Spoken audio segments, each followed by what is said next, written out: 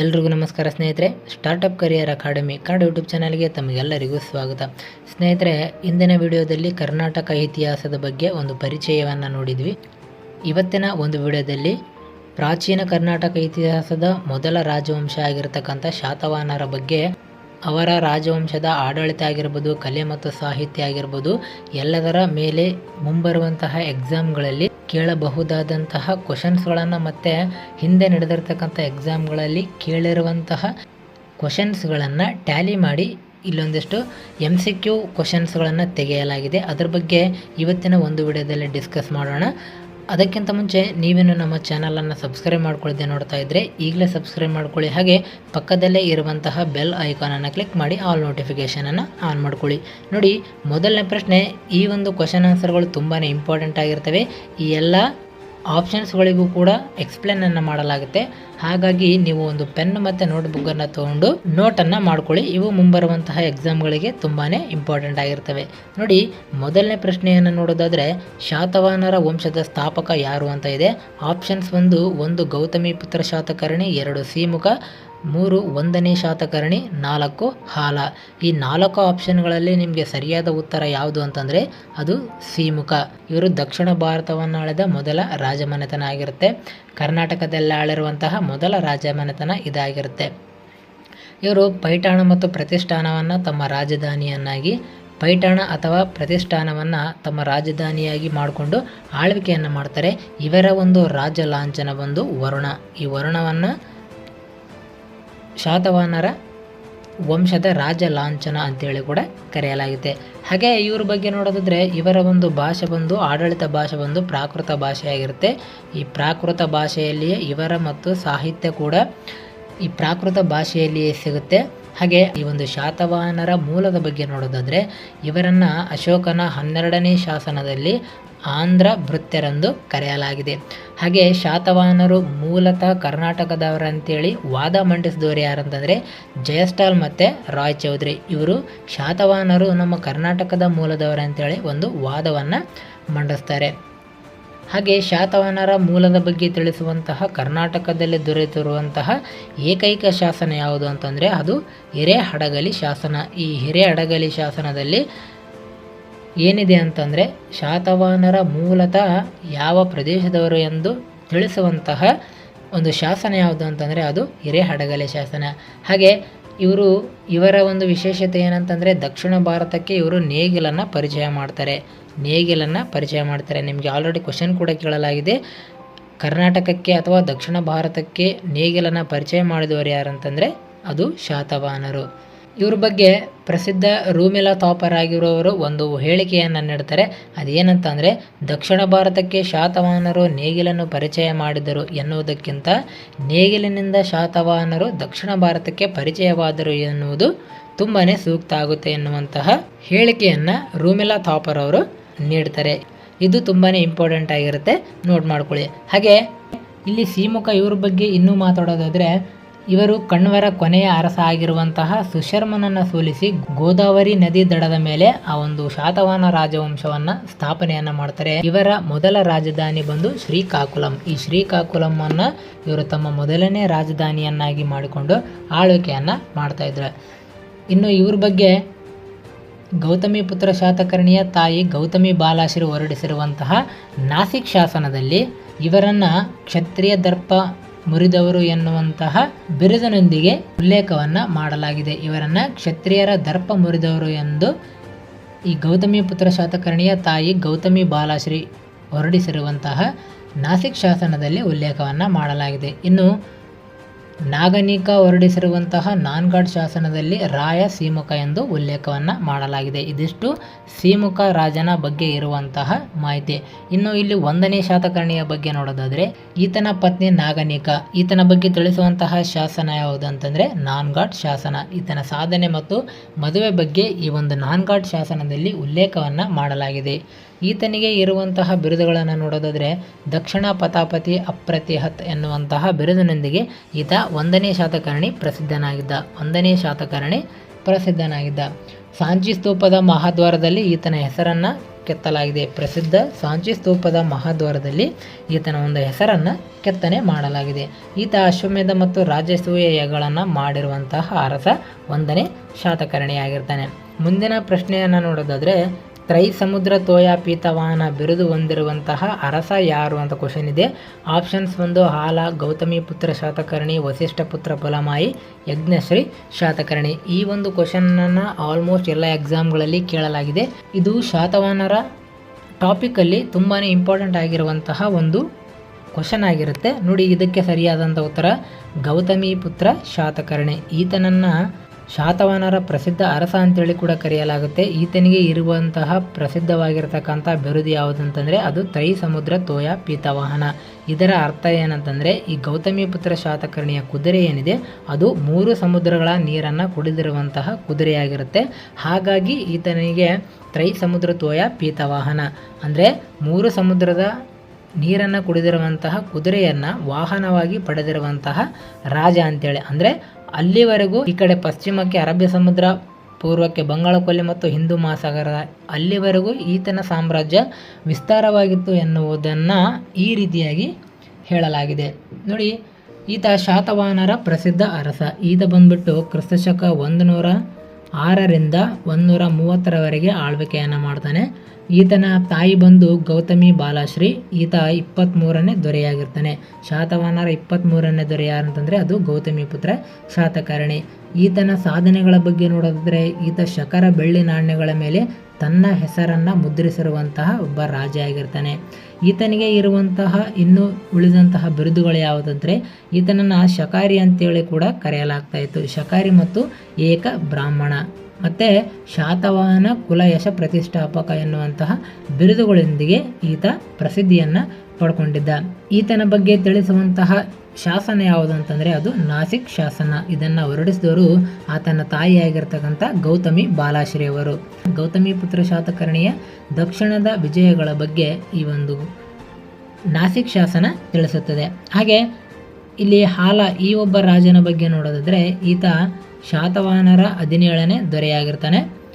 ಈತನ ಬಿರುದು ಬಂದು ಕವಿ ಪುಂಗವ ಅಂತೇಳಿ ಈತನನ್ನು ಕರೆಯಲಾಗ್ತಾ ಇತ್ತು. ಈತನ ಪ್ರಸಿದ್ಧ ಕೃತಿಗಳು ಯಾವಂತಂದರೆ ಗಾಥಾ, ಸಪ್ತಸತಿ ಮತ್ತು ಸಪ್ತಶೈ ಎನ್ನುವಂತಹ ಕೃತಿಗಳನ್ನು ಈತ ಬರೆದಿರ್ತಾನೆ. ಇವು ಪ್ರಾಕೃತ ಭಾಷೆಯಲ್ಲಿ ಇದ್ದಾವೆ. ಇವುಗಳನ್ನು PC ಆಗಿರ್ಬೋದು, ನಿಮಗೆ SD FDಗಳಲ್ಲಿ ಈ ಒಂದು ಕ್ವಶನನ್ನು ಆಲ್ರೆಡಿ ಕೇಳಲಾಗಿದೆ. ಅಂದರೆ ಗಾಥಾ ಸಪ್ತಸತಿ ಕೃತಿಯನ್ನು ಬರೆದಿರುವಂತಹ ಕವಿ ಯಾರು ಅಥವಾ ರಾಜ ಯಾರು ಅಂತ ಕ್ವಶನನ್ನು ಕೇಳಿದಾಗ ಅದಕ್ಕೆ ಸರಿಯಾದಂಥ ಉತ್ತರ ಹಾಲ. ಹಾಗೆ ಈತನ ಆಸ್ಥಾನ ಕವಿ ಗುಣಾಢ್ಯ. ಈತನ ಕೂಡ ಪ್ರಮುಖವಾಗಿರ್ತಕ್ಕಂಥ ಕವಿಯಾಗಿರ್ತಾನೆ. ಈತನ ಬೃಹತ್ ಕಥಾ ಅಥವಾ ಒಡ್ಡಕಥಾ ಎನ್ನುವಂತಹ ಕೃತಿ ತುಂಬಾ ಪ್ರಮುಖವಾಗಿರ್ತಕ್ಕಂಥ ಕೃತಿ ಆಗಿರುತ್ತದೆ. ಇದನ್ನು ಪೈಶಾಚಿ ಭಾಷೆಯಲ್ಲಿ ಬರೆಯಲಾಗಿದೆ. ಹಾಗಾಗಿ ಇದು ತುಂಬಾ ಇಂಪಾರ್ಟೆಂಟ್ ಆಗಿರುತ್ತೆ, ನೋಡ್ಕೊಳ್ಳಿ. ಶಕ ಕ್ಷತ್ರಧಾರರ ದಾಳಿಯನ್ನು ನಿಯಂತ್ರಿಸಿದ ದೊರೆ ಯಾರಂತಂದರೆ ಅದು ಹಾಲ ಆಗಿರ್ತಾನೆ. ಈತ ಸಿಲೋನಿನ ಮೇಲೆ ದಾಳಿ ಮಾಡಿ ಸಿಲೋನಿನ ರಾಜಕುಮಾರಿಯಾಗಿರ್ತಕ್ಕಂಥ ಲೀಲಾವತಿಯನ್ನು ವಿವಾಹ ಆಗ್ತಾನೆ.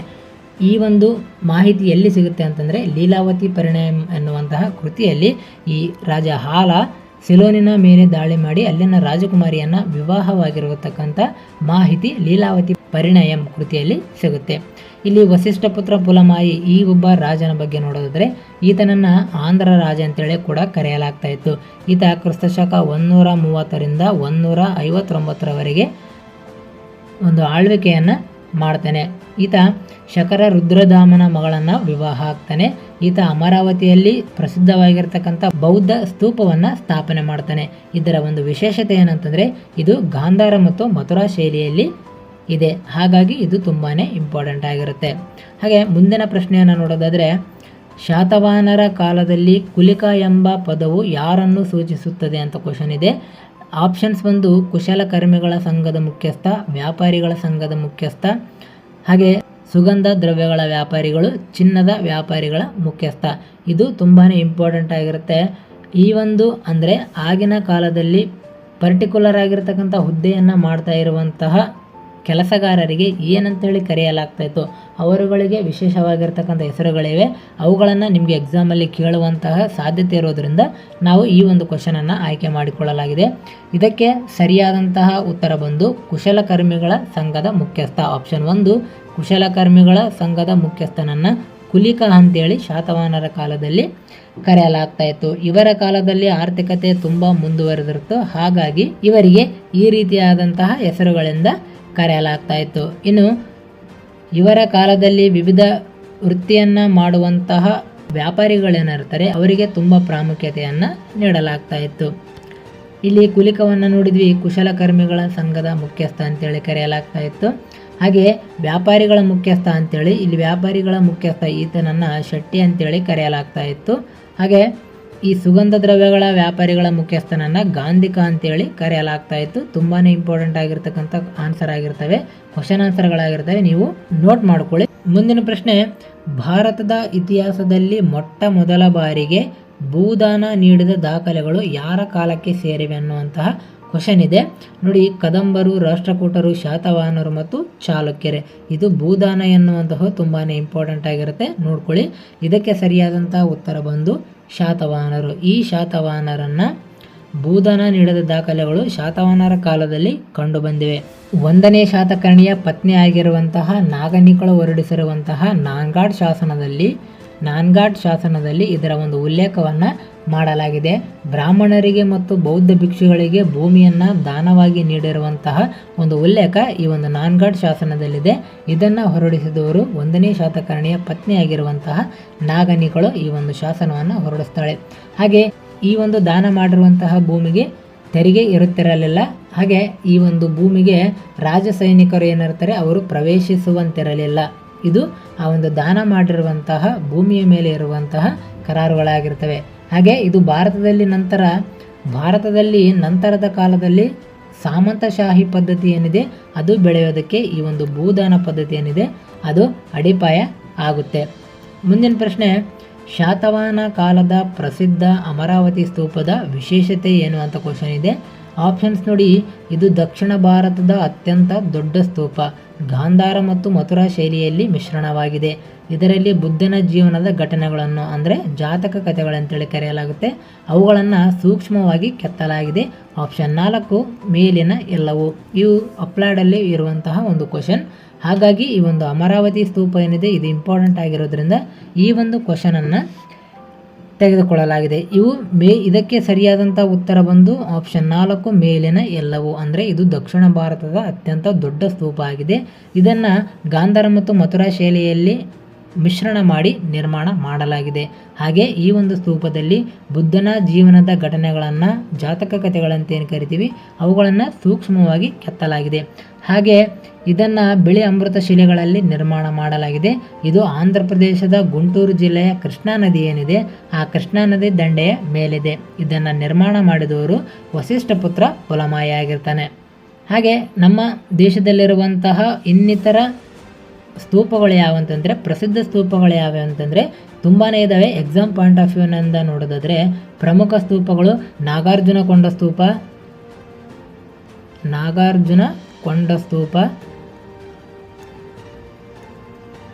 ಮತ್ತು ಸನ್ನತಿ ಕಲಬುರಗಿಯಲ್ಲಿ ಬರುತ್ತೆ.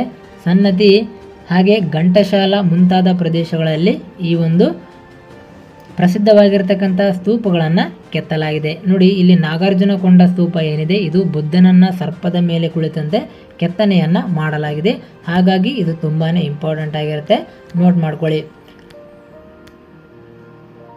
ಮುಂದಿನ ಪ್ರಶ್ನೆಯನ್ನು ನೋಡೋದಾದರೆ, ಶಾತವಾಹನರ ಕಾಲದ ನಾಣ್ಯಗಳ ಮೇಲೆ ಹಡಗಿನ ಚಿತ್ರ ಕಂಡುಬರುವುದು ಯಾರ ಕಾಲದಲ್ಲಿ ಅಂತ ಕ್ವಶನ್ ಇದೆ. ಅಂದರೆ ಯಾವ ರಾಜನ ಕಾಲದಲ್ಲಿ ಶಾತವಾಹನರ ಕಾಲದ ನಾಣ್ಯಗಳ ಮೇಲೆ ಹಡಗಿನ ಚಿತ್ರ ಕಂಡುಬರ್ತದೆ. ಈ ಹಡಗಿನ ಚಿತ್ರ ಇಂಪಾರ್ಟೆಂಟ್ ಆಗಿರುತ್ತೆ, ನೋಡ್ಕೊಳ್ಳಿ.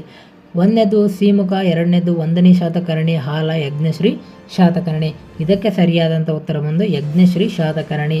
ಈತನ ಕಾಲದಲ್ಲಿ ಹಡಗಿನ ಚಿತ್ರವನ್ನು ಶಾತವಾಹನರ ಕಾಲದ ನಾಣ್ಯಗಳ ಮೇಲೆ ನಮಗೆ ನೋಡೋದಕ್ಕೆ ಸಿಗ್ತವೆ. ಯಾರ ಕಾಲದಲ್ಲಿ ಅಂತಂದರೆ ಅದು ಯಜ್ಞಶ್ರೀ ಶಾತಕರ್ಣಿಯ ಕಾಲದಲ್ಲಿ. ಈತನ ನಾಣ್ಯಗಳ ಮೇಲೆ ದ್ವಿಚಕ್ರ ಹಡಗಿನ ಚಿತ್ರವನ್ನು ನೋಡಲಾಗುತ್ತೆ. ಇದು ಅವರ ಸಮುದ್ರ ವ್ಯಾಪಾರ ಮತ್ತು ನೌಕಾಬಲಕ್ಕೆ ಇರುವಂತಹ ಸಾಕ್ಷಿಯಾಗಿದೆ. ಈ ಒಂದು ನಾಣ್ಯಗಳೇನಿದ್ದಾವೆ ಅವು ಶಾತವಾಹನರ ಕಾಲದಲ್ಲಿರುವಂತಹ ಸಮುದ್ರ ವ್ಯಾಪಾರ ಮತ್ತು ನೌಕಾಬಲಕ್ಕೆ ಇರುವಂತಹ ಸಾಕ್ಷಿಯನ್ನು, ಅವರ ಅಭಿವೃದ್ಧಿಯನ್ನು ಇವು ತೋರಿಸ್ತವೆ. ಇವರು ರೋಮನ್ ಸಾಮ್ರಾಜ್ಯಗಳೊಂದಿಗೆ ಹೆಚ್ಚಿನ ವ್ಯಾಪಾರ ಸಂಬಂಧವನ್ನು ಹೊಂದಿದ್ರು. ಹಾಗಾಗಿ ಇದಕ್ಕೆ ಸಾಕ್ಷಿಯಾಗಿ ದಕ್ಷಿಣ ಭಾರತದ ಹಲವೆಡೆ ರೋಮನ್ ನಾಣ್ಯಗಳು ಪತ್ತೆಯಾಗಿರೋದ್ರಿಂದ ಇವರು ರೋಮನ್ ಸಾಮ್ರಾಜ್ಯದೊಂದಿಗೆ ಹೆಚ್ಚಿನ ವ್ಯಾಪಾರ ಸಂಬಂಧವನ್ನು ಹೊಂದಿದ್ರು ಅಂತೇಳಿ ನೋಡಲಾಗುತ್ತೆ. ಮುಂದಿನ ಪ್ರಶ್ನೆ, ಶಾತವಾಹನರ ಕಾಲದ ಸಾಮಾಜಿಕ ವ್ಯವಸ್ಥೆಯಲ್ಲಿ ಕಂಡುಬರುವ ಅಂಶ ಯಾವುದು ಅಂತ ಕ್ವಶನ್ ಇದೆ. ಆಪ್ಷನ್ಸ್ ನೋಡಿ, ಮಾತೃಪ್ರಧಾನ, ಪಿತೃಪ್ರಧಾನ, ಗುರುಪ್ರಧಾನ. ಆಪ್ಷನ್ಸ್ ಯಾವುದು ಅಲ್ಲ. ಇದು ಹೊಸ ಕ್ವಶನ್ ಆಗಿರುತ್ತೆ ನಿಮಗೆ, ಆದರೂ ಇದು ಎಕ್ಸಾಮ್ ಪಾಯಿಂಟ್ ಆಫ್ ವ್ಯೂಯಿಂದ ತುಂಬಾ ಇಂಪಾರ್ಟೆಂಟ್ ಆಗಿರುತ್ತೆ. ಇಲ್ಲಿ ಮಾತೃಪ್ರಧಾನ ಅಂತಂದರೆ ಪಿತೃಪ್ರಧಾನ ಇವೆರಡರ ಮಧ್ಯೆ ನಿಮಗೆ ವ್ಯತ್ಯಾಸ ಇರುತ್ತೆ ನೋಡಿ. ನಿಮಗೆ ಮೊದಲು ಆನ್ಸರನ್ನು ಹೇಳ್ಬಿಡ್ತೀನಿ, ಆಮೇಲೆ ಎಕ್ಸ್ಪ್ಲೇನನ್ನು ಮಾಡ್ತೀನಿ. ಇದಕ್ಕೆ ಸರಿಯಾದಂಥ ಉತ್ತರ ಬಂದು ಮಾತೃಪ್ರಧಾನ. ಯಾಕಂತಂದರೆ ಕೆಲವೊಂದಿಷ್ಟು ರಾಜರೇನಿರ್ತಾರೆ, ಶಾತವಾಹನರ ಕಾಲದಲ್ಲಿ ಇರುವಂತಹ ಕೆಲವೊಂದಿಷ್ಟು ರಾಜರೇನಿರ್ತಾರೆ, ಅವರು ತಮ್ಮ ಹೆಸರಿನ ಮುಂದೆ ಅಂದರೆ ತಮ್ಮ ಹೆಸರಿನ ಮುಂಚಿತವಾಗಿ ಅವರ ತಾಯಿಯ ಹೆಸರನ್ನು ಬಳಕೆ ಮಾಡ್ತಾಯಿದ್ರು. ಉದಾಹರಣೆಗೆ ನೋಡೋದಾದರೆ ನಿಮಗೆ ಗೌತಮಿ ಪುತ್ರ ಶಾತಕರ್ಣಿ ಅಂತೇಳಿ ಕರೆಯಲಾಗುತ್ತೆ. ಇಲ್ಲಿ ಗೌತಮಿ ಪುತ್ರ ಎನ್ನುವುದು ಗೌತಮಿ ಅನ್ನೋದು ಅವರ ತಾಯಿ ಹೆಸರು, ಗೌತಮಿ ಬಾಲಶ್ರೀ. ಇಲ್ಲಿ ಗೌತಮಿ ಪುತ್ರ ಅಂತೇಳಿ ಆತನ ಹೆಸರನ್ನು ಕರಿತೀವಿ. ಗೌತಮಿ ಪುತ್ರ ಅಂದರೆ ಗೌತಮಿಯ ಪುತ್ರ, ಗೌತಮಿ ಪುತ್ರ ಶಾತಕರ್ಣಿ. ಹಾಗಾಗಿ ಈ ರೀತಿಯಾಗಿ ಅವರ ಹೆಸರಿನ ಮುಂದೆ ತಮ್ಮ ತಾಯಿ ಹೆಸರನ್ನು ಬಳಕೆ ಮಾಡ್ತಾಯಿದ್ರು. ಹಾಗಾಗಿ ಇಲ್ಲಿ ಮಾತೃಪ್ರಧಾನ ಅಂತೇಳಿ ಕರೆಯಲಾಗ್ತಾ ಇತ್ತು. ಹಾಗೆ ನಿಮಗೆ ಯಜ್ಞಶ್ರೀ ಶಾತಕರ್ಣಿ, ಯಜ್ಞಶ್ರೀ ಅವರ ತಾಯಿಯಾಗಿರ್ತಾರೆ. ವಸಿಷ್ಠ ಪುತ್ರ ಪುಲಮಾಹಿ, ವಸಿಷ್ಠೆಯ ಮಗ ಆಗಿರುವಂತಹ ಪುಲಮಾಹಿ ತನ್ನ ತಾಯಿ ಹೆಸರನ್ನು ಬಳಕೆ ಮಾಡಿಕೊಂಡು ವಸಿಷ್ಠ ಪುತ್ರ ಪುಲಮಾಹಿ ಅನ್ನುವಂತಹ ಹೆಸರನ್ನು ಅವರು ಬಳಕೆ ಮಾಡ್ತಾಯಿದ್ರು. ಆದರೆ ಇಲ್ಲಿ ಅಧಿಕಾರ ಬಂದು ತಂದೆಯಿಂದ ಮಗನಿಗೆ ಹೋಗುತ್ತಿತ್ತು. ಅಂದರೆ ಪಿತೃಪ್ರಧಾನ, ಅಲ್ಲಿ ಪಿತೃಪ್ರಧಾನ ಅಧಿಕಾರ ಇತ್ತು. ಅಂದರೆ ಆ ಒಂದು ಅಧಿಕಾರ ಏನಿರುತ್ತೆ, ರಾಜನ ಅಧಿಕಾರ ಏನಿರುತ್ತೆ ಅದು ಪಿತೃಪ್ರಧಾನವಾಗಿರುತ್ತೆ. ಅಂದರೆ ಒಬ್ಬ ರಾಜ ಆದಮೇಲೆ ಆತನ ಅಧಿಕಾರ, ಆತನ ಸಿಂಹಾಸನ ಆತನ ಮಗನಿಗೆ ಸಿಗ್ತಾ ಇತ್ತು. ಆದರೆ ಇಲ್ಲಿ ಮಾತೃಪ್ರಧಾನ ಯಾಕೆ ಅಂತಂದರೆ ಅವರ ತಾಯಿ ಹೆಸರನ್ನು ಸೇರ್ಪಡೆ ಮಾಡಿಕೊಳ್ಳೋದಕ್ಕಾಗಿ ಮಾತೃಪ್ರಧಾನ ಅಂತೇಳಿ ಬಳಕೆಯನ್ನು ಮಾಡಲಾಗುತ್ತದೆ. ಆದರೆ ಅಧಿಕಾರ ಅಂತ ಬಂದಾಗ, ಶಾತವಾಹನರ ಅಧಿಕಾರ ವ್ಯವಸ್ಥೆ ಹೇಗಿತ್ತು ಅಂತ ಬಂದಾಗ ಅದು ಪಿತೃಪ್ರಧಾನವಾಗಿತ್ತು. ಅಂದರೆ ತಂದೆಯ ಅಧಿಕಾರ ಮಗನಿಗೆ ಸಿಗ್ತಾ ಇತ್ತು. ಹಾಗಾಗಿ ಈ ಒಂದು ಕ್ವಶನನ್ನು ಆಯ್ಕೆ ಮಾಡಿಕೊಳ್ಳಲಾಗಿದೆ. ಇಲ್ಲಿ ಮಾತೃಪ್ರಧಾನ ಯಾಕೆ ತಗೊಂಡಿದ್ದೇವೆ ಅಂತಂದರೆ ಆ ಒಂದು ಸಾಮಾಜಿಕ ವ್ಯವಸ್ಥೆಯಲ್ಲಿ ಅವರ ತಾಯಿಗೆ ಅಷ್ಟು ಬೆಲೆಯನ್ನು ನೀಡಲಾಗ್ತಾ ಇತ್ತು ಎನ್ನುವುದಕ್ಕೋಸ್ಕರ ಈ ಒಂದು ಮಾತೃಪ್ರಧಾನ ಅಂತೇಳಿ ಬಳಕೆಯನ್ನು ಮಾಡಲಾಗಿದೆ. ಹಾಗಾಗಿ ಇದು ತುಂಬಾ ಇಂಪಾರ್ಟೆಂಟ್ ಆಗಿರುತ್ತೆ. ಸಾಮಾಜಿಕ ವ್ಯವಸ್ಥೆ ಅಂತ ಬಂದಾಗ ಮಾತೃಪ್ರಧಾನ, ಅಧಿಕಾರ ವ್ಯವಸ್ಥೆ ಅಂತ ಬಂದಾಗ ಪಿತೃಪ್ರಧಾನ ಅಧಿಕಾರ ಶಾತವಾಹನರ ಕಾಲದಲ್ಲಿ ಇತ್ತು ಅಂತೇಳಿ ನೀವು ಆನ್ಸರನ್ನು ಟಿಕ್ ಮಾಡ್ಬೋದು. ಇದಿಷ್ಟು ಸ್ನೇಹಿತರೆ ಶಾತವಾಹನರ ಕಾಲಕ್ಕೆ ಸಂಬಂಧಪಟ್ಟಂತೆ ಇಂಪಾರ್ಟೆಂಟ್ ಆಗಿರತಕ್ಕಂಥ ಕ್ವಶನ್ ಆನ್ಸರ್ಗಳ ಬಗ್ಗೆ ಇರುವಂತಹ ಮಾಹಿತಿ. ಇವು ನಿಮಗೆ ಮುಂಬರುವಂತಹ SDA ಆಗಿರ್ಬೋದು, FDA, PCPSI ಯಾವುದೇ ಎಕ್ಸಾಮನ್ನು, ರಾಜ್ಯದ ಯಾವುದೇ ಎಕ್ಸಾಮ್ ತೊಗೊಂಡ್ರೂ ಕೂಡ ಶಾತವಾಹನರ ರಾಜ್ಯವಂಶಕ್ಕೆ ಸಂಬಂಧಪಟ್ಟಂತೆ ಇದು ತುಂಬಾ ಇಂಪಾರ್ಟೆಂಟ್ ಆಗಿರ್ತಕ್ಕಂಥ ಕ್ವಶನ್ ಆನ್ಸರ್ಗಳಾಗಿರ್ತವೆ. ಹಾಗಾಗಿ ಇವುಗಳನ್ನು ನೋಟ್ ಮಾಡ್ಕೊಳ್ಳಿ. ಇದರಲ್ಲಿ ಏನಾದರೂ ಡೌಟ್ಸ್ ಇದ್ದರೆ ಕೆಳಗಡೆ ಕಮೆಂಟ್ ಮಾಡಿ, ಹಾಗೆ ಲೈಕ್ ಮಾಡಿ ಮತ್ತು ಈ ಒಂದು ವಿಡಿಯೋದ ಲಿಂಕನ್ನು ನಿಮ್ಮ ಎಲ್ಲ ಸ್ನೇಹಿತರಿಗೂ ಶೇರ್ ಮಾಡಿ ಮತ್ತು ನಮ್ಮ ಚಾನಲನ್ನು ಸಬ್ಸ್ಕ್ರೈಬ್ ಮಾಡ್ಕೊಳ್ಳೋದನ್ನು ಮರಿಬೇಡಿ ಅಂತ ಹೇಳ್ತಾ ಮತ್ತೆ ಮುಂದಿನ ವಿಡಿಯೋದಲ್ಲಿ ಸಿಗ್ತೇನೆ ಸ್ನೇಹಿತರೆ. ಅಲ್ಲಿವರೆಗೂ ಎಲ್ಲರಿಗೂ ಧನ್ಯವಾದಗಳು.